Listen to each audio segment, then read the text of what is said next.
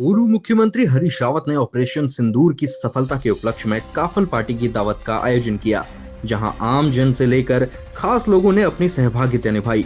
पूर्व मुख्यमंत्री हरीश रावत ने इस दौरान कहा कि काफल पार्टी के आयोजन का उनका उद्देश्य यही है कि हमारी संस्कृति के साथ ही हमारे पारंपरिक खान पान जीवित रहें। वह लंबे समय से इस प्रकार के आयोजन करते आ रहे हैं। आज हमें जरूरत है तो अपने पहाड़ी उत्पादों के संरक्षण और उनके संबंध ये हमारे प्रोडक्ट हैं और हमारे उत्तराखंड की विशेषताएं हैं। यदि हम अपनी विशेषता को आगे नहीं लाएंगे तो फिर कौन लाएगा।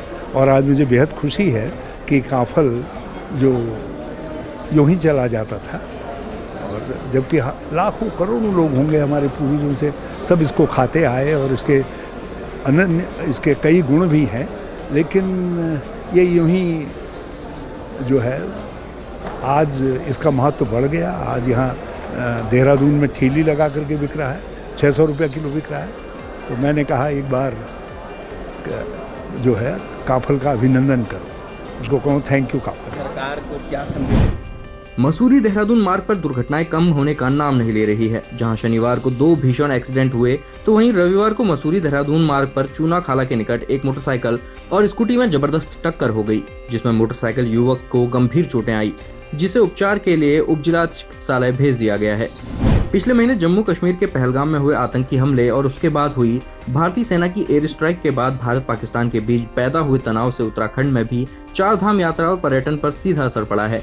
चार धाम यात्रा का द्वार कहे जाने वाले हरिद्वार के होटलों में 50% तक बुकिंग कैंसिल होने की बात सामने आ रही है। ऐसे में होटल मालिक सरकार से राहत की मांग कर रहे हैं। पूरी खाली है, वैकेंट है होटल सारे। 50% हम लोगों का कैंसिलेशन हो चुका है। जितनी भी बुकिंग है 50% कैंसिलेशन है।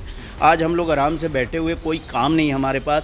आप देखेंगे तो कहीं भी होटल ट्रेवल्स वाले सबके गाड़ी कितने की ऑफिस बंद है ट्रेवल्स वाले का।